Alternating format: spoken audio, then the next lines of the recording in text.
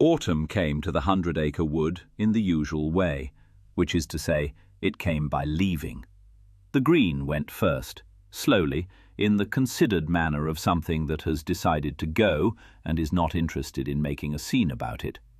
The beeches turned gold, the oaks turned brown, the birches, which had already dropped some of their leaves in August out of what Owl had called premature abscission and what everyone else had called worrying, finished the job with a kind of relieved thoroughness, as though they had been anxious about it all summer and were glad to have the business settled. The light came in lower and longer and from a different angle, and the shadows it cast were the stretched, unhurried shadows of a season that knows exactly how short the days are getting and has made its peace with the arithmetic. Eeyore noticed none of this, in the sense that he noticed all of it, but found none of it surprising. Autumn, in Eeyore's experience, was what happened when the world stopped pretending. Summer was the pretending season, everything green and loud and busy, as though being alive were a performance with an audience. Autumn was the admission that the performance had been optional all along. The leaves had been up there all year, holding on, making a display of themselves, and now they were letting go, which was, if you thought about it, the most honest thing a leaf could do. Eeyore respected this. He respected anything that stopped performing. He woke early, as he always did, on the grounds that disappointment was best confronted before it had time to organize. The morning was cold in the way that late September mornings are cold, the exploratory cold of a season testing the ground, seeing what it could get away with. Frost had found the meadow overnight, thinly and in patches, as though it had arrived in a hurry and not had time to be thorough, and the grass around Eeyore's house wore it unevenly, silvered in the low places and still dark where the ground held its warmth. The air smelled of cold earth and the mineral edge of frozen grass, and the meadow was quiet with the particular quiet that frost imposes, the blades too stiff to rustle, the ground too hard to give. Eeyore stood. This was not a dramatic act. He had been lying on his side in the particular arrangement of limbs that constituted Eeyore's sleeping posture, a posture that looked from the outside almost exactly like Eeyore's standing posture, except horizontal, and the transition from one to the other involved a series of slow, mechanical adjustments, each one arriving not so much because he had decided to move, but because the previous adjustment had made the next one marginally easier than staying still. He arrived eventually at standing, and the cold found the places where the ground had been warm against his side, and his legs had the slow, stiff reluctance of legs that had not volunteered for the morning. His house stood in front of him. This was, technically, a development. Eeyore's house had fallen down many times. It had also been rebuilt many times, these being related. The current version stood in the September frost, leaning southward as every version had, with a gap in its roof that Eeyore called a skylight when the weather permitted the word. It was, by any objective measure, the sturdiest house Eeyore had ever occupied. He did not think of it as sturdy. He thought of it as not yet fallen. It had been not yet fallen since the winter, a long time for a temporary condition, but then the world was full of things that lasted longer than they should, including Tuesdays and other people's advice. He inspected the house. This was part of the morning, a habit, the way breathing is a habit. Rituals implied intention, and Eeyore did not do intention. Habits required only repetition, and repetition was one thing Eeyore had never run short of, which was, he supposed, something. He began at the base where the long stick went. The long stick was the one that held everything else, the heaviest single element in the house, carrying the weight of everything above it. This particular one had come from Owl's oak, a piece of the branch that had fallen in last year's storm, and it was harder and denser than any stick Eeyore had worked with before. He pressed his hoof against it. Solid. The frost had not shifted it. That density changed everything above it. The angles grew steeper because the bottom held more weight, and steeper angles caught the wind at a pitch that sent it over instead of through. This was the whole principle of Eeyore's architecture. Not blocking the wind, which was impossible and presumptuous, but redirecting it, which was merely geometry. And geometry didn't care whether you believed in it or not. He checked the two bent sticks that leaned against each other at the midpoint of the south wall, their angle forming the wedge that split the north wind. The angle was right. He knew this not by measuring. He had never measured anything in his life, and the absence of measurement was a point of what Eeyore would have called pride, if he had done pride, but by feel, the knowledge that lived in his hooves, accumulated over 100 collapses. Each collapse had taught him something, though the something was not the kind of thing that could be written down or explained to Rabbit. It was body knowledge. When the angle was wrong, his hooves knew before his head did, in the way that your hand knows a cup is too hot before the word hot arrives. The joints were holding. Eeyore's joints were not joints in any way that Rabbit would have recognized. There were no fastenings, no bindings, no putty, no nails. Each joint was what Eeyore called a collision, the point where one stick met another stick and the two of them leaned on each other with no attachment except the geometry of mutual support. When one stick shifted, the sticks around it shifted to absorb the new weight, and the whole structure adjusted without being asked to, the way a conversation adjusts when someone changes the subject. The system worked because every element depended on every other element. The house was either all standing or all fallen, never, at any moment, a thing you could take apart piece by piece without the rest of it noticing. He checked the skylight. In this house it was deliberate, a gap left open for the morning light, and the morning light came through when it chose to. On this morning, the light was the thin September gold that arrives at a low angle and lands without weight, more color than warmth, more suggestion than substance. The skylight was, if Eeyore were the sort of animal who admitted to such things, his favorite part of the house. But the light came through it anyway, untroubled by his failure to endorse it. At the top of the house, above the skylight, above the highest joint, above the last place where structure served function, sat a small, crooked stick. It was not structural. It held nothing up. It bore no weight and distributed no force and contributed nothing to the geometry of mutual support that kept the rest of the house standing. It was simply there. A stick too small and too bent to be useful for anything, placed at the highest point, like a flag. Eeyore had put it there in the winter, after the rebuilding, after the storm, after the night when Rabbit had handed him sticks without sorting them, and the house had risen from the community pile. It was not a flag, but it did what flags do. It stayed, and it marked the place as occupied, and Eeyore checked it every morning, which for a stick with no purpose was a remarkable amount of attention. He did not allow himself to consider why. To consider why was to admit he had placed it carefully, and to place something carefully was dangerously close to caring about it, and Eeyore had found it was better, on the whole, not to. The inspection was complete.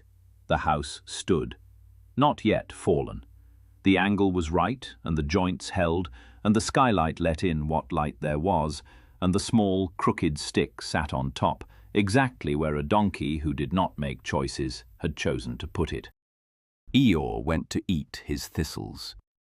The thistle patch sat at the edge of the meadow, just past the point where the grass gave way to the scrubby border of the wood. Thistles were not a glamorous food. They were not honey, golden and glowing, spoken about by Pooh as though it were not a food but a calling. They were not Rabbit's winter vegetables, which were planted in rows and tended with the anxious devotion of a parent who suspects their children are underperforming. Thistles were thistles. They grew where they wanted.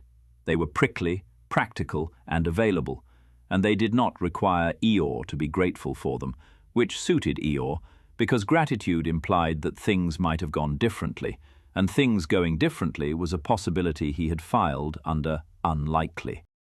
He ate slowly. The frost had stiffened the leaves overnight, giving each one a brittle shell that cracked under his teeth before the softer fibre beneath gave way. 2 textures in every bite, one sharp and one yielding. There was no hurry. There was never any hurry, because hurry implied a destination that mattered more than the place you were currently in, and Eeyore had never been able to identify such a destination. The meadow spread around him in the early light. It was a good meadow, as meadows went, which was not very far in Eeyore's estimation, but was at least reliable. It was open and flat, and at the edge of the wood, exposed to the north wind in winter and the afternoon sun in summer, and the general indifference of the sky in all seasons.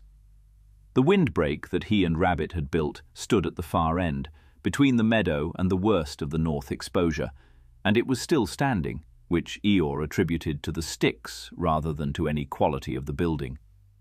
The morning had settled into the particular stillness of late September, the insects gone, the birds less busy, the air clear enough that the stream was audible from the meadow when the wind paused, a low, steady murmur at the edge of hearing. A path crossed the meadow from the direction of Pooh's house. It was a narrow, well-worn path, the kind that forms when the same feet walk the same route enough times that the grass gives up and the dirt shows through, and it ended, or began, depending on your perspective, at the edge of Eeyore's house. There were other paths too, now that one looked. A wider one from the direction of Rabbit's house, made by purposeful feet that knew where they were going, and a smaller, less certain one from the direction of the lower path, where Piglet walked. Eeyore had not noticed these paths. They were, for him, simply part of the meadow, which was simply part of the ground. Pooh arrived at 9:30. Eeyore knew it was 9:30 because Pooh arrived at 9:30. This was not because Pooh was punctual. Punctuality existed at some considerable distance from Pooh's understanding of time, which was organized around honey rather than hours, and divided the day into before honey, during honey, after honey, and wondering whether there was any honey left. It was because Pooh's internal rhythms reliably deposited him at Eeyore's meadow in the mid-morning, after the first honey and before the second, in the interval that Pooh devoted to visiting and that Eeyore devoted to being visited. "Good morning, Eeyore," said Pooh. He was carrying a small pot of honey. "If you say so," said Eeyore. "I haven't checked." "I brought you some honey," said Pooh, setting the pot down near Eeyore's front wall, where there was a flat stone that served as a kind of table, or at least as a flat surface upon which things could be placed, which was all a table really was if you stripped away the pretension. "That was thoughtful of you," said Eeyore, in the tone that Eeyore used for everything, the tone that made it impossible to distinguish between thanks and the observation that thankfulness was expected. "It's from the bee tree," said Pooh. "Not the special pot, the one that glows. A different pot, but the same bees, I think. I can't always tell with bees. They look very similar, even the ones who aren't." "I imagine they have the same problem with bears," said Eeyore. "Do you think so?" said Pooh, considering this with the genuine interest that Pooh brought to all observations, including the ones that were not entirely intended as observations. "I hadn't thought about that. I suppose they might. Though I always try to approach from the same side, so they'd know it was me." Pooh sat down beside Eeyore. He did not ask whether Eeyore wanted company. Pooh sat with people because sitting with people was what you did when you liked them, and Pooh liked Eeyore, and the liking was total. They sat. The morning moved around them the way mornings do in late September, slowly, with the amber patience of a season that has stopped rushing. The frost was melting where the sun reached it and holding where it didn't, and the meadow was half silver and half green, and above them the sky was the particular blue that September manages only in the mornings, before the haze comes in, and the blue turns to something paler and less committed. "Nice morning," said Pooh. It's a morning. Said Eeyore. Whether it's nice depends on what you were expecting. I wasn't expecting anything, so I'm not disappointed. That's the advantage of not expecting things, Pooh. You're never wrong. You're also never pleased, but you can't have everything. I know this because I've tried having nothing, and even that was more than I expected. Pooh thought about this for a while, in the contented, unhurried way that Pooh thought about everything. "I think it's nice," said Pooh. Well, said Eeyore. someone has to. Pooh left eventually, the way Pooh left everything, without announcement, without urgency, with the gentle, undirected momentum of a bear following the next thread of his day. "Goodbye, Eeyore," he said. Goodbye, Pooh. Said Eeyore. Thank you for the honey. "You're welcome. Said Pooh. I'll bring more tomorrow." I suppose you will. Said Eeyore. You usually do. Pooh walked away along the path. His path, the one his feet had worn between his house and Eeyore's meadow. To Pooh, it was simply the way to Eeyore's. The way the lower path was the way to piglets, and the uphill way was the way to owls. To Eeyore, it was simply part of the ground. The morning continued. The frost finished melting. The light moved through the skylight and onto the floor of Eeyore's house, a small square of warmth on the packed earth that lasted perhaps 20 minutes before the angle shifted and the light moved on. Eeyore sat in it, the light arriving where he happened to be, and he happening to be where he always was. The warmth was brief and small, the floor of the house, the grey back of the donkey, the 20 minutes, and then the angle changed, and the square of gold slid off the earth floor and onto the grass, and the house was in shadow, and the morning was ordinary, and Eeyore sat in the ordinary morning beside his house. October arrived without asking, and the wood began to let go. It happened slowly at first, a leaf here, a branch there, the canopy thinning in patches like a conversation losing its thread. By the second week, the process had acquired momentum, and the trees that had spent the summer in full, dense, self-important leaf were shedding without hesitation or regret. The beeches went amber. The oaks held longest, as oaks do, their leaves turning a brown so dark it was nearly purple before they let go, and even then they let go with a certain reluctance, as though they had been promised a longer autumn and intended to have it. The floor of the wood thickened with the fallen, and the fallen rustled underfoot, and the rustling had a dry, papery quality that sounded, if you were the sort of animal who listened to such things, like a very large number of small goodbyes. Eeyore was the sort of animal who listened to such things. He was also the sort of animal who did not comment on them, because commenting required the belief that someone would find the comment interesting, and Eeyore had tried it once or twice over the years, and the results spoke for themselves. The finning canopy did something to the light. In summer, the light in the 100 Acre Wood was filtered, green, broken into coins and patches by the leaves overhead. It arrived piecemeal, and it arrived interpreted. The canopy decided what got through and what didn't, and the wood below lived in the version of the day that the trees permitted. In October, the permissions changed. With each leaf that fell, another gap opened in the ceiling, and the light came through wider and more direct, and the wood below became, degree by degree, a place where you could see further than you had been able to see in months. Eeyore noticed the change. The light was different, the shadows were different. He could see the edge of the wood from his meadow now, where in July he could see only the first row of trees before the green closed in. He He could see the path that came from Rabbit's direction all the way to where it bent around the old oak with the hollow. He could see the windbreak, and beyond the windbreak, the grey line of the north tree line against the sky. The windbreak had been there since the winter. He and Rabbit had built it, or Eeyore had built it, and Rabbit had provided the paws, depending on how you told the story. It stood between the meadow and the north exposure, a low wall of interlocked branches, set at the angles that Eeyore's hooves understood. It was not a beautiful structure. It was not trying to be. It was doing what it was built to do, taking the wind so that whatever was behind it didn't have to. And it had been doing this since November, through the spring thaw and the summer drought, and it was still doing it now, in October, with the north wind beginning to remember where the meadow was.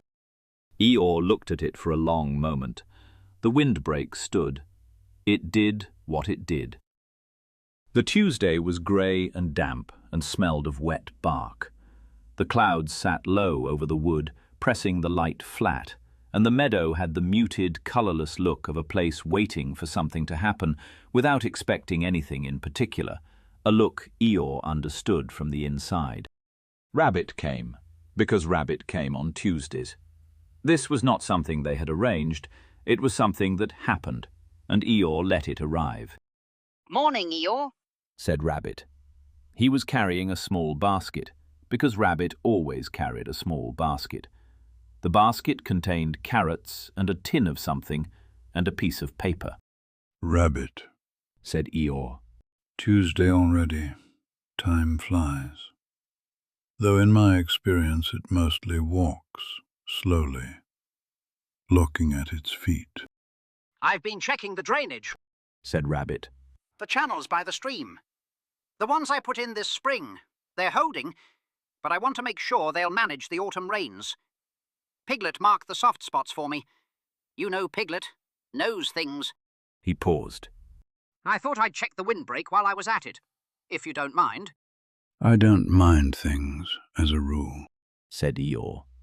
I find minding takes up space that could be better used for sitting. Rabbit went to the windbreak. He walked around it. He tested a joint here, a branch there, pressing with his paw and checking the flex with the measured attention of someone who knows that the structure belongs to someone else and that his job is to attend, not to improve. "It's holding," said Rabbit, coming back. He made a mark on his piece of paper. Eeyore could see the paper from where he sat, a list with items, and after each item a small notation that was either a tick or a question mark. Was worried it might be, said Eeyore. "Worried the windbreak is holding?" Holding just means it isn't ready to fall down yet. Rabbit looked at Eeyore. Then he looked at the piece of paper, and he wrote something, and Eeyore did not ask what, and Rabbit did not tell him, and they occupied the meadow together for a few more minutes in the particular silence that had grown between them since the winter. After a while, Rabbit folded the piece of paper and put it in his pocket, which was how visits with Rabbit ended. Rabbit left. He walked back along his path, the purposeful, well-worn one that crossed the meadow, and Eeyore watched him go, and the meadow settled back into its quiet, and a leaf landed on the path where Rabbit's feet had been. The thistles were changing. Eeyore noticed this with the attention he gave to all things related to thistles, which was considerable. They were always there. They were always prickly. They did not pretend to be something they weren't, which was more than Eeyore could say for most flowers, and for a fair number of animals, and for weather in general. But they were changing. The purple had gone from the flower heads, and the heads themselves were opening, differently from the way they had flowered in August, bold and tight and armoured with thorns, splitting at the seams. The packed fibres inside were loosening, and each fibre had, at its tip, a tiny seed, and the seeds were attached to fine white filaments that caught the light and made the whole thistle head look soft, a softness that Eeyore had seen before, every autumn, and that he had never liked. Not because it surprised him, because it didn't. The opened heads caught the October light differently than the closed ones had, glinting, silver-white, each filament fine enough to vanish when you looked at it straight on and reappear when the angle shifted. He ate one of the remaining firm thistles, coarse, fibrous, the leaves resisting his teeth before giving way. Something practical meeting something practical. It suited Eeyore. That was the same neighborhood as contentment. The afternoon light was lower now, reaching under the canopy from the west, and the shadows of the bare branches lay across the meadow floor in long, fine lines that moved when the wind moved them. Piglet passed along the lower path in the afternoon. Eeyore could see the lower path now. In summer it had been hidden, the canopy and the undergrowth had closed around it, and Piglet's passage had been a thing known but not seen, a rustling in the green, the occasional flash of a striped scarf between leaves. Now, with the leaves falling and the undergrowth thinning, the path was visible from the meadow, a narrow brown line that ran along the base of the east bank, sheltered by the lean of the trees, and Piglet was visible on it, small, scarfed, walking with the careful, attentive steps of someone for whom the ground is a language. Piglet looked up as he passed. He saw Eeyore. He raised a hand, small, brief, the gesture of someone who does not need to say anything because everything has already been said. Eeyore raised a hoof in return. The exchange lasted perhaps 2 seconds. It contained no information that either of them did not already have, and it contained everything. Eeyore watched Piglet walk on. The scarf was the same scarf. It was always the same scarf. This was, Eeyore felt, one of Piglet's better qualities. The days shortened. The light arrived later each morning and left earlier each evening, and the interval between held the same meadow and the same house and the same donkey. Owl came in the middle of the week, on a day when the sky was high and clear, and the light fell through the thinning canopy with a precision that made every remaining leaf look deliberate. He landed at the edge of the meadow, on a fence post that had been there longer than any animal could remember, and that served no remaining function except as a place for birds to sit, which was, when you thought about it, a perfectly good function, and better than most. Owl sat on the post for a moment, looking at Eeyore, looking at his house, and then he flew down and settled on the ground beside him. This was new. Owl did not, as a rule, sit on the ground. "Eeyore," said Owl. Owl. Said Eeyore. "I was in the neighborhood." Long way from your oak. Must have been a slow morning. Owl considered this. The old Owl would have explained. This Owl let the observation be accurate. "I came to sit," said Owl. That's honest. Said Eeyore. I appreciate honesty. It saves time. And time is about the only thing I've got plenty of, which isn't saying much. But it's something, presumably. They sat.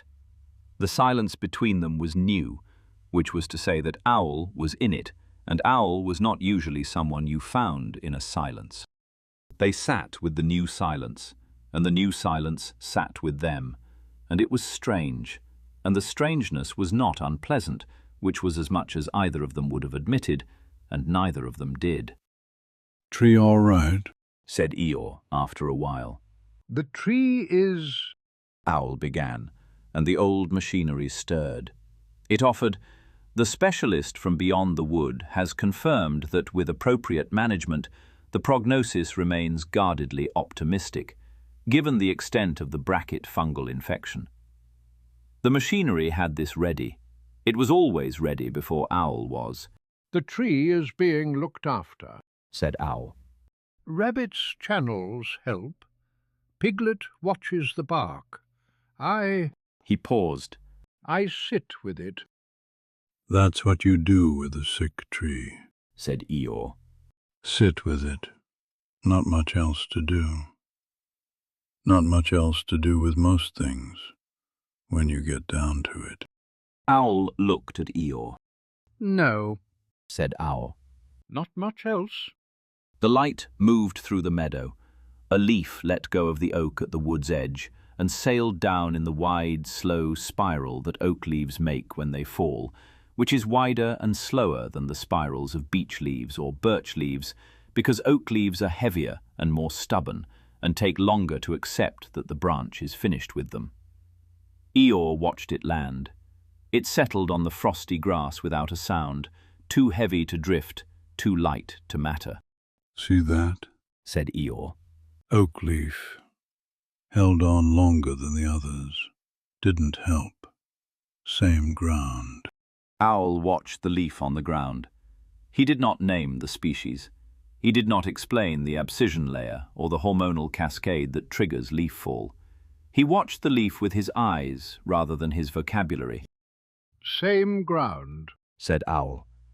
Neither of them said anything else for some time, which was new for Owl and ordinary for Eeyore, and then Owl flew home, and Eeyore was alone again, which was ordinary too. More leaves fell. The canopy opened further through the week, and the light that came through was stronger and more direct, and Eeyore could see things he had not seen since spring. The bend in the lower path, the shape of the bank beyond the stream, the tops of the alders where the crows gathered and dispersed and gathered again. Roo arrived on a morning late in the month, bouncing ahead of Kanga along the path from the stream with the focused, ecstatic energy of a very young animal who has discovered that the world contains crunchy leaves and that crunchy leaves can be jumped on. The frost was heavy this morning, the first real frost of October, thick enough to whiten the grass and leave the puddles along the path skinned with ice that shattered under Roo's feet with a sound like very small bells. Kanga walked behind him with the measured stride of a mother who is tracking 4 things simultaneously: Roo's speed, Roo's distance, the terrain between Roo and the nearest interesting hazard, and the probability that Roo has noticed the hazard and is heading directly toward it, while giving the impression of someone simply taking a walk. Eeyore, Said Roo, skidding to a stop on the frosty grass. your house is still here. So it is. Said Eeyore. I've been meaning to talk to it about that. Why? Said Roo. Why is it still here? That's the question, isn't it? I've been asking it all year. The house hasn't answered. Houses are like that. Secretive. No. Said Roo, with the patience of someone who is used to adults saying things that don't quite track. Why would you talk to it about being here? Being here is good. That's where houses go. Eeyore looked at Roo. Roo looked back with the clear, unbothered directness of someone who has not yet learned that some observations are supposed to end conversations rather than start them. Is it? Said Eeyore. Yes. Said Roo. Things go where they go. Your house goes here. That's where it is. That's circular logic. Said Eeyore. What's circular? Going round and ending up where you started. I like going round and round. Said Roo, and demonstrated this by running in a circle on the frosty grass, his small feet crunching the ice with the abandon of someone for whom circles are not logical fallacies, but activities. Kanga arrived at the edge of the meadow. She nodded to Eeyore, the single quiet nod that was Kanga's greeting, the nod that contained acknowledgement and the assurance that she was not going to require him to perform sociability. Come along, Roo. Said Kanga. Let Eeyore have his quiet. But Roo had found the small crooked stick at the top of the house. The flag. What's that? Said Roo, pointing. That Said Eeyore. is a stick. But it's on top. Said Roo. The other sticks are on the sides and the bottom. That one's on top. What's it for? It's not for anything. Said Eeyore. It's a stick. It sits at the top because that's where I put it. It doesn't do anything. Neither do I most days. We get along. But you put it at the top. Said Roo. This was not a question. It was a statement, made with the absolute certainty of a very young animal who understands cause and effect and has not yet learned to doubt the connection. Things at the top of things are put there on purpose. Roo knew this the way Roo knew everything, directly. It had to go somewhere, said Eeyore. He didn't have to go at the top. Said Roo. You chose the top. Kanga appeared at Roo's side with the smooth, unhurried velocity of a mother who has decided that a conversation has reached its natural conclusion. Come along, Roo. Eeyore is busy. I'm not busy. Said Eeyore. Busy is for animals with plans. I just have a meadow. Goodbye, Eeyore, said Roo, already bouncing toward the next thing. Kanga paused at the meadow's edge. She looked at Eeyore.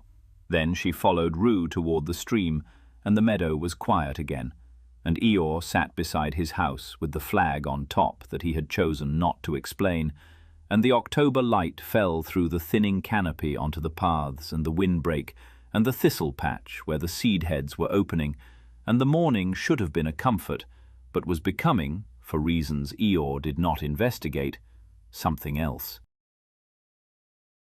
The wind came in the third week of October. The autumn wind, the transitional wind, the wind that arrives between one season and the next with the particular energy of something that has been waiting and is no longer willing to wait. The winter wind would come later, heavy and committed and full of snow. This one came from the north, as wind does in the 100 Acre Wood, and it came steadily, without the dramatic gusts and lulls of a storm, but with the sustained, insistent pressure of something leaning against the world and not letting up. The wood received it. The trees that still had leaves lost some. The trees that had already lost their leaves stood in their bare architecture and let the wind through. And the wind went through them with a sound that was different from the sound it made in summer. Thinner, cleaner, a whistle where there had been a roar. The leaves had been the thing that gave the wind its body, and without the leaves, the wind was just moving air, less dramatic and more honest, and Eeyore appreciated this without saying so. His house stood in the wind. It stood the way it always stood, leaning slightly to the south, the joints adjusting, the angles doing their work. The north wind hit the bent sticks at the midpoint of the south wall and split, exactly as Eeyore's geometry intended, going over the top and around the sides and arriving on the far side diminished. This was the kind of thing you learned after your house had fallen down enough times, which Eeyore's had. The windbreak helped. The low wall of interlocked branches at the north end of the meadow caught the wind before it reached the house, broke its force, sent the worst of it upward and over.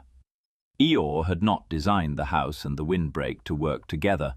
The windbreak had been built in a crisis, at night, in the snow, and the house had been rebuilt after the storm with sticks from a community pile. But they worked together anyway, the windbreak softening what arrived, and the house redirecting what remained. The wind blew for 3 days. On the first day, Eeyore inspected the house at dawn and again at midday. The joints held. The angles held. The long stick at the base did not shift. The bent sticks at the midpoint flexed in the gusts and returned to their angle, and the returning was the geometry working, absorbing and redistributing, and Eeyore's hooves told him what his head already expected. The house would hold. Not because it was strong, because the angles were right. At night the wind did not ease. It pressed against the walls and the walls pressed back, and the house made the small, settling sounds of sticks adjusting under load, creaks and shifts, barely audible over the wind, and Eeyore listened to them in the dark and knew what each one meant. On the second day, the wind continued. The sky stayed grey and low, and the air had a raw, stripped quality, as though the wind was scouring the colour out of the morning. A branch fell in the wood, a beech near the path to Rabbit's, not Owl's, tree, and the sound of it cracking and falling carried across the meadow in the clear October air. His thistles bent in the wind, their opening seed heads leaning sideways, and the wind pulled at the filaments, and some of the seeds tore loose and flew. small, white, sailing on their parachutes of silk, carried in directions they had not chosen toward destinations they could not know. Eeyore watched them go. The wind leaned against him where he stood, steady pressure against his side, and the cold came with it, finding the places where his coat lay thin. On the third day, the wind eased. The sustained lean became intermittent, the pressure dropping, the pauses between gusts growing longer, until the pauses lasted longer than the wind did. But the north wind in October does not stop. It gathers itself for November, and the easing left a quiet that felt heavier than the wind had, the way a room feels larger after the furniture has been moved. Eeyore woke early. The sky was grey and high and still. He got up. He looked at his house. The house stood. It stood as it had stood for 3 days, and all year before that. Leaning, skylit, the joints holding, the angles working, the long stick at the base solid, the bent sticks at the midpoint steady, the wall of interlocked sticks, each one leaning on the others, the geometry of mutual support intact. The top of the house was bare. Eeyore looked at the bare spot. He looked at it for a long time, with the slow, thorough attention that most animals mistook for dullness, and that was, in fact, the opposite of dullness. The small, crooked stick, the flag, was gone. The bare spot was a small absence against the grey sky, a place where something had been and was not. 3 days of wind had found the one part of the house that bore no weight and held no angle and served no structural function. The one piece that was there only because someone had put it there, and the wind had taken it. The house stood. Everything that held anything up was still holding. Every joint that mattered still held. The architecture was intact. The engineering was sound. The long stick bore the weight, and the bent sticks split the wind, and the skylight let in the light, and the walls leaned on each other, and the whole structure was, by any measure that Eeyore had ever used to measure his house, exactly as it should be. Only the flag was gone. Only the thing that didn't matter. Eeyore stood in the grey October morning and looked at the place where the flag had been. It was not the familiar feeling of a house fallen. He knew that feeling, the dull, expected thud of a thing you had been waiting for. This was different. This was smaller and quieter, and in a place he had not known could hurt. Just a stick, he said to the morning, or to his house, or to no one. But the stick was gone, and he wanted it back. Owl arrived in the late morning. He came on the wing, as Owl does, and he landed at the edge of the meadow and walked the last stretch on foot. The frost had not fully cleared. His feet left small prints in it, deliberate and widely spaced. Eeyore, said Owl. Owl, said Eeyore. Owl looked at the house. He looked at the top of the house. He looked at the bare spot where the stick had been. He did not say anything. The old machinery offered its services. Displacement of non-structural decorative elements by sustained aeolian forces is an entirely predictable consequence of, and Owl let the machinery run without engaging it, the way you let a clock chime without checking the time. your stick. Said Owl. seems so, Said Eeyore. It was a good stick. Said Owl. 3 words. No Latin. Owl let them stand. I put it there. Said Eeyore. He said this without quite meaning to. Yes. Said Owl. After the winter, after the rebuilding, I found it by the woodpile, too bent for the walls, too small for anything structural. I put it on top. Yes. Said Owl. Didn't mean anything by it. Owl looked at Eeyore, and then at the bare spot at the top of the house, and then at Eeyore again. He did not speak. It meant something, though, Said Eeyore. didn't it? They sat in the grey morning. The house stood. The place where the flag had been was empty. The meadow spread around them in its October browns and silvers, stripped of its summer ornament, reduced to its structure, the paths, the windbreak, the thistle patch with its opening heads, the wood beyond with its architecture of trunk and branch, exposed now that the leaves had gone, everything visible, everything connected, everything bare. Eeyore went looking for a stick. He walked north first, into the wind, toward the tree line where the meadow met the wood. The morning was cold and grey, and the frost was still on the ground, and the wind had the patient, steady quality of October's end, present without making a particular fuss about it. The grass crunched under his hooves where the frost held, and went soft where it didn't, and the two sounds alternated as he crossed the meadow. Crunch, hush, crunch, hush. The rhythm of walking toward something when you are not certain what. He had not told Owl he was going. Owl had left the previous morning, and Eeyore had sat with the bare spot and the feeling would not permit retreat. It was too small, too specific. It was about a stick, and sticks did not merit retreat. A large feeling, grief, loss, the heavy general sadness that was Eeyore's climate, he would have known what to do with. He would have expected it, received it, let it become part of the furniture. But this was a thistle thorn, and you cannot sit comfortably with a thistle thorn. He entered the wood. The wood in late October was a different place than the wood in any other season. The canopy was gone, or nearly gone, reduced to a lattice of bare branches against the sky, each branch visible in its particular shape, forked and angled and reaching, the architecture of each tree exposed the way a building's frame is exposed before the walls go up. The undergrowth was dying back. The ferns had collapsed into brown, wet tangles along the path edges.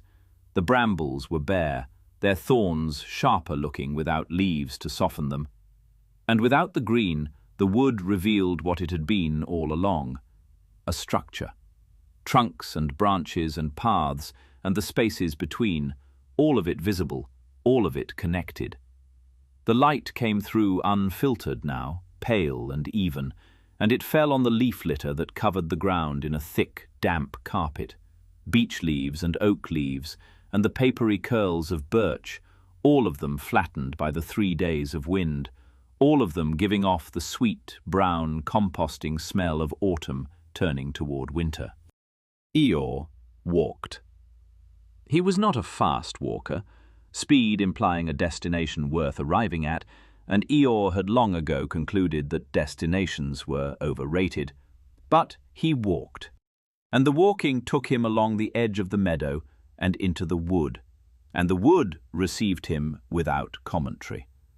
The path was soft with leaf fall. His hooves pressed shallow prints into it, and the prints filled slowly with the damp that rose from beneath. He passed the windbreak. He did not stop, but he saw it, the low wall of interlocked branches doing what it was built to do. The wind came from the north and hit the windbreak and went over, quiet, efficient, the sound of work being done by something that did not know it was working. He walked on. The path from his meadow joined the broader path that wound through the wood, and Eeyore followed it, because paths go places, and sticks were everywhere, which should have made the search simple, and did not. He could have picked up any stick. The wood was full of sticks, fallen branches, shed twigs, the discarded architecture of trees in the ongoing process of being trees. They lay along the path, and beside the path, and across the path, some still pale where they had broken, some darkened with damp, some half buried in leaves. He walked past them. Good sticks, adequate sticks, sticks that were more than acceptable. He was not looking for a stick. He was looking for the stick, a stick that was right the way the old one had been right, for reasons he could not name and did not try to. The path curved past the old oak with the hollow, and Eeyore saw, without stopping, the worn place on the path where Rabbit's feet turned off toward home, a deliberate, well-maintained turning, the ground packed smooth by purposeful steps. He passed the stream. The stream was running, steady in its late October way, the water clear and cold over the stones. He could see the stones on the bottom, each one distinct in the cold water, the flat grey one, the one with the white stripe, others he did not name. The sound of the water was lower than it had been in spring, quieter, a continuous murmur rather than a rush, the sound of something that has settled into its pace and intends to keep it. The east bank was solid. Small, neat trenches ran along its upper edge, directing water away from the soft ground toward places where it would do no harm. The grass along the rebuilt section had thickened since summer, holding the new earth in place, and the stones that someone had set along the bank's lower edge were beginning to moss. "Someone's been busy," said Eeyore, to no one. He crossed at the shallow place where the stones made a rough line from bank to bank, placing his hooves carefully, the water cold around them for 3 steps before the far bank rose under him and he was on dry ground again. He walked on. The path on this side of the stream was narrower, less travelled, winding between birches that had been bare since September. Their white bark stood out against the brown and grey of the wood, and the light fell through their empty branches in long, clean lines that lay across the path like the rungs of a ladder laid flat. Eeyore walked through them, and the light striped his grey back, and he did not notice this. The path passed a place where a fallen tree had been cleared, recently from the look of the cut, the exposed wood still pale. The cut branches had been stacked neatly to one side. Eeyore observed this, the way he observed everything, accurately, without interpretation. He came to the path near Pooh's house. The door was open. Smoke rose from the chimney, thin, blue-grey, rising straight in the still air. The warm, unstructured sound of Pooh's humming drifted out, the sound Pooh made when he was thinking about nothing in particular and finding the nothing agreeable, and the sound carried in the cold October air with the clarity that cold air gives to small sounds, making them precise and present. Pooh appeared in the doorway. "Eeyore," said Pooh. "you're walking." "I'm generally considered capable of it. Said Eeyore. Not fast, and not with enthusiasm. But the legs work. I've checked." "No, I mean, you're walking somewhere." Said Pooh. "You have a somewhere look. You don't usually have a somewhere look. You usually have a sitting look." "Is there a difference?" "Oh, yes. Said Pooh. A sitting look is comfortable. A somewhere look has a point at the end of it, like a pencil. Your look has a point." "I'm looking for a stick." Said Eeyore. "A stick? Said Pooh. What sort of stick?" The sort that goes on top of a house. A small one. The kind that doesn't do anything. "The sticks that don't do anything are often the most important ones." Said Pooh. "I have a honey pot that doesn't do anything. It used to hold honey, but now it holds a wren. The wren doesn't do anything either, as far as I can tell, except sing, which isn't doing something so much as being something, and I find it quite nice." "You would." Said Eeyore. "Would you like to come in for honey Said Pooh. before you find your stick? Sometimes honey helps with looking." Eeyore considered this. "All right." Said Eeyore. He went inside. Pooh's house was warm, the accidental, instinctive warmth of a place whose owner has made it exactly the right temperature for a bear and his honey, which turned out to be exactly the right temperature for a donkey and his uncertainty. The fire was low in the grate, and the light through the window was the pale, even light of an overcast October morning, and the honey on the table glowed in it like a small amber lamp. Pooh put honey on the table. Eeyore ate it slowly. Pooh, Said Eeyore. Yes, Eeyore? you come to the meadow Yes, Said Pooh. every day. most days. Some days I get confused about which direction the meadow is, and I end up at Rabbit's, and Rabbit gives me a carrot, which is not as good as honey, but is orange, which is a colour that looks like it is thinking about honey. Why do you come? Said Eeyore. Pooh looked at Eeyore. The look had no complexity in it, no hidden layers. Because your meadow is a good place to sit, Said Pooh. and you're there. And I like sitting where you are. You don't have to. Said Eeyore. Come, I don't.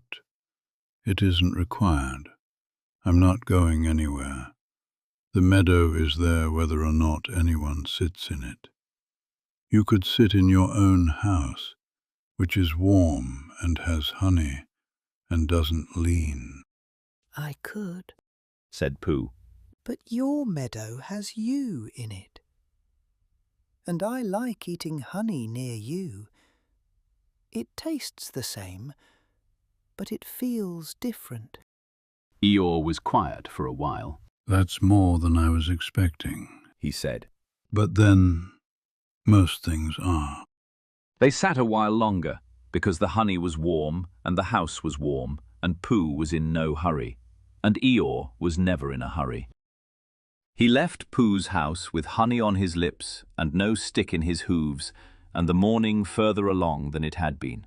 The cold found him at the doorstep, the warmth of Pooh's house ending cleanly at the threshold, the way warmth does when a door is open, and the season outside is no longer interested in compromise. He walked. The wood opened around him, bare, connected. The paths visible, all the paths, the network of worn lines that the animals had pressed into the earth by walking to each other over and over in every season. There were paths to his meadow, multiple paths, worn by feet he had not watched arrive.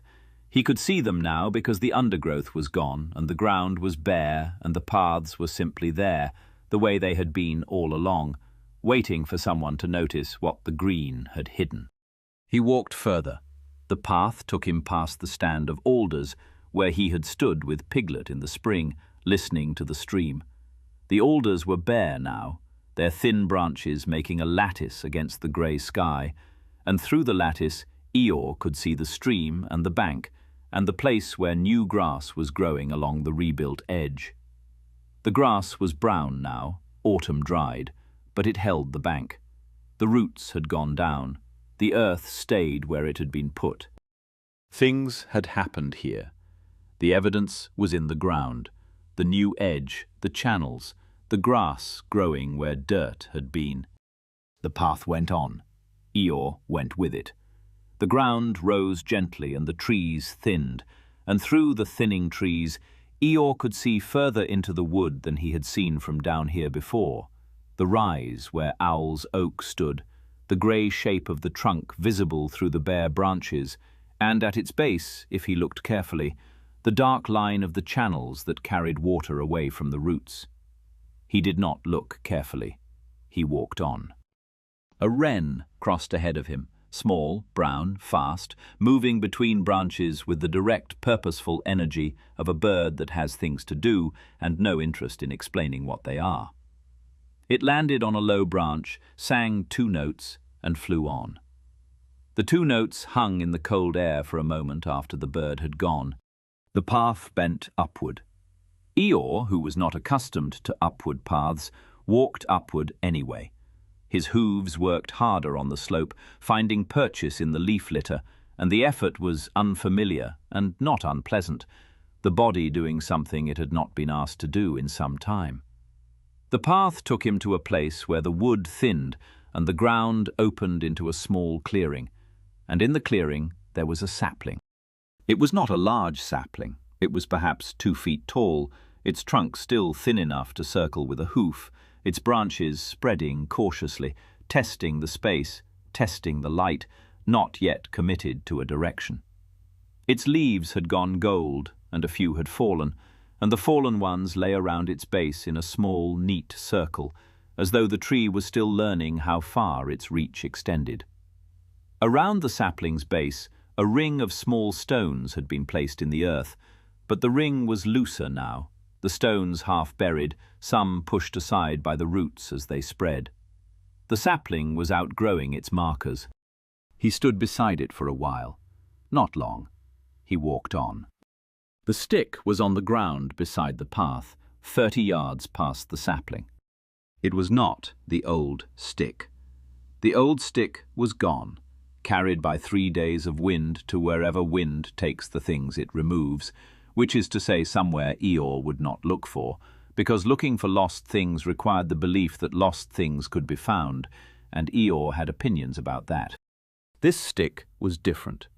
It was smaller than the old one, shorter by a few inches, and bent at a sharper angle, and the bend was at the wrong end, so that if you stood it upright, it leaned to the left, the wrong direction for a flag, if flags had right directions, and they probably didn't. But if they did, this one was wrong. It was not a good stick by any conventional measure.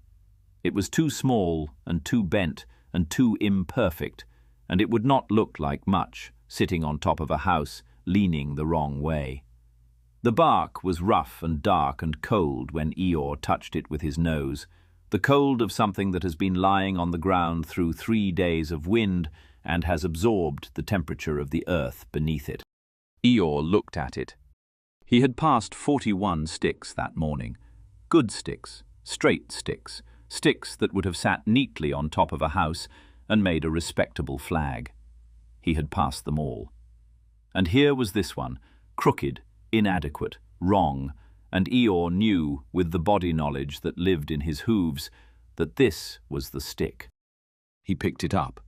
He held it in his teeth carefully, the way he held building materials, with the precision of someone who understands that the thing you are carrying is going to become part of something, and the becoming part of something begins in the carrying. He turned back toward the meadow. The walk home was different. He had a stick in his teeth and a direction, and the direction was back, and back was toward the meadow and the house and the bare spot on top where a stick belonged. The wood passed around him, the bare branches overhead, the leaf litter underfoot, the pale light falling through, and Eeyore walked through it with the stick in his teeth, and the stick tasted of bark and cold earth and the faint bitterness of tannin, and the taste was the taste of something that was going to become something else. He walked back through the stripped bare wood, along the paths, past the stream and the channels and the rebuilt bank, past the old oak with the hollow, and the paths led home. And home was a word Eeyore had never used for his house. He did not correct it. The morning was cold and clear. November now. The wood had let go of everything it was going to let go of and stood open against the sky. And the sky was the pale, scrubbed blue of late autumn, the blue that comes after the last warmth has gone and the air is clean and thin and honest. Eeyore stood on a stone beside his house. The stone was cold under his hooves, the deep cold of something that has been sitting on the ground all night with nothing between it and the sky. It was perhaps 8 inches off the ground, which made it sufficient for a donkey who needed to reach the top of a house that had been built by a donkey who had not been thinking about reaching the top. It was the stone that Pooh's honey sat on, the flat stone that served as a table or a stage or a thing upon which things could be placed, and Eeyore had moved it to the side of the house because moving it was what was required, and what was required was something Eeyore was, on this particular morning, willing to do. He had the stick in his teeth. It was the wrong stick. It was too small and too bent, and it leaned the wrong way, and it was not the old stick, and would never be the old stick, and would never sit on top of the house the way the old stick had sat, imperfectly, crookedly, in a way that no one would have called handsome, and that Eeyore had not called anything because he had not admitted to himself that the stick was a thing that could be called anything. This new stick was worse. It was, by any reasonable measure, a worse flag for a worse reason on a morning that was colder than it needed to be. His hooves found the spot, the highest point of the house, above the skylight, where the last two sticks leaned against each other and formed a small, flat ledge that was there because Eeyore had built the house, and the building was in his hooves, and the hooves knew that a ledge at the top was a place for a stick. He placed it. The stick sat on the ledge. It leaned to the left, as he had known it would, and the lean gave it the look of something that was thinking about falling, but had not yet made up its mind, which was, Eeyore thought, about right. He stepped down from the stone. He looked at his house. The house leaned. The skylight let in what light there was. The joints held. The angles worked. And on top, above everything, the small, crooked stick sat where he had placed it, leaning the wrong way, serving no structural purpose, required by no principle of engineering or law of geometry or habit of repetition. He had put it there. The next thing to do was sit beside his house, with its flag that leaned the wrong way, on a November morning. He sat. The meadow spread around him. November's meadow, brown and silver and stripped of everything that was not permanent. The grass was short and pale. The thistle patch was all seed heads now, opened and empty, and full of the fine white filaments that the wind had been taking, one by one, all autumn, carrying them to places Eeyore did not know and could not see, and the carrying was not ending. It was something else. The seeds were going where seeds go, which is forward, which is out, which is into the ground somewhere else where they would, if the ground was willing and the rain came and the conditions were the conditions they needed, become thistles, and the thistles would be prickly and practical and unapologetic, and Eeyore would never see them, and the never seeing did not mean they were not there. The morning light came through the skylight and fell on the floor of the house, a small, brief square of warmth on the packed earth, the same warmth, the same earth, the same 20 minutes before the angle shifted. Eeyore sat in it, not beside it, in it. The light touched his grey back and rested there, and the resting was light doing what light does, landing where there is a space for it. The frost melted. The paths were visible. All of them. Poohs and rabbits and piglets, worn into the meadow by the feet of animals who had been coming here in every season, in every weather, for longer than Eeyore had been noticing, which was not long, because Eeyore had only just begun to notice, and the beginning was the thing. He did not think the paths meant something. He did not arrange the morning into a lesson or a principle or a reason to expect that tomorrow would be different from today. Tomorrow would be much the same. The wind would blow, the house would stand or it would fall. Pooh would bring honey. The flag would lean the wrong way, and one day the wind would take this one too, and Eeyore would go looking again, or he wouldn't, and either way, the morning would come. But he was here. Not still here, which was the old word, here. Here because he had walked here, and the house was his, and new things are. New things are. The wind came from the north. Light. November light. The brief, testing wind of a season settling in. The wind that checks the corners and tries the gaps and sees what moves. It found the meadow. It found the windbreak and went over. It found the house, and the house held. It found the flag, and the flag leaned, left, further for a moment, and then the wind passed, and the flag was still there, leaning the wrong way. Eeyore watched it, with the attention you give to something you have placed with your own hooves on a cold morning when no one was looking. The thistle seeds drifted. A few of them, the last of them, catching the light as they rose and turned and sailed south over the meadow on filaments too fine to see from any distance, going where the wind took them, which was away, which was forward, which was the same thing. Eeyore sat beside his house, in the last of the morning light, and the light moved on, as light does, and the November air settled around him, and somewhere in the wood a wren sang its 2 notes, and the singing was very small, and the meadow was quiet, and the house stood, and the flag leaned, and Eeyore was here.